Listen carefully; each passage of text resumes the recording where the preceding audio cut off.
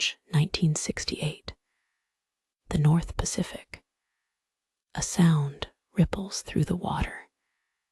It is loud enough for hydrophones to hear it thousands of miles away. The K-129, a Soviet ballistic missile submarine carrying 3 nuclear warheads, has just suffered a catastrophic internal explosion. It sinks, not to the bottom of a harbor, but to the abyssal plain. 16,000 feet deep, 3 miles down. The Soviets panic. They launch a massive fleet to find it. They search for months, but the ocean is too big and their technology is too old. They give up. They assume it's lost forever. But the Americans were listening. The U.S. Navy sends a spy sub, the Halibut. They find the wreck, and they realize something terrifying. The missiles are intact. The codebooks are intact. The CIA wants it. This is the intelligence coup of the century. But how do you lift 2,000 tons of steel from 3 miles deep without anyone noticing? Engineers said it was impossible.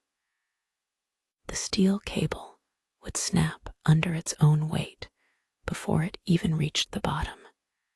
The CIA needed a cover story so crazy, nobody would question it. So they called the craziest man in America, Howard Hughes. The lie was brilliant. Hughes announced he was building a ship to mine manganese nodules from the ocean floor. It was a boring, industrial excuse. Enter the Hughes Glommer Explorer. A ship built for one purpose, to lower a giant claw into the abyss and snatch a Soviet sub. Hidden inside the ship was Clementine, a massive mechanical claw designed to cradle the submarine like a baby. Summer 1974. The operation begins. The Glommer parks directly over the wreck. They have to keep the ship perfectly still in rough seas. It gets worse.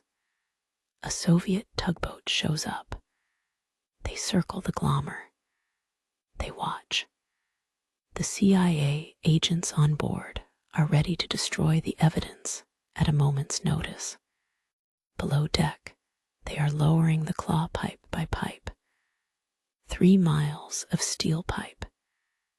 It takes days to reach the bottom. Contact. The claw grapples the submarine. The hydraulics lock. They begin the lift. The strain is immense. The ship groans. They are lifting 6 million pounds of dead weight. Then catastrophe. Halfway to the surface, a claw arm fails. The submarine snaps. 2/3 of the wreck plunges back into the abyss. They lost the missiles. They lost the codebooks. All that was left in the claw was the front section. But they didn't come up empty. They hauled the nose cone into the ship. Inside, they found torpedoes and 6 bodies.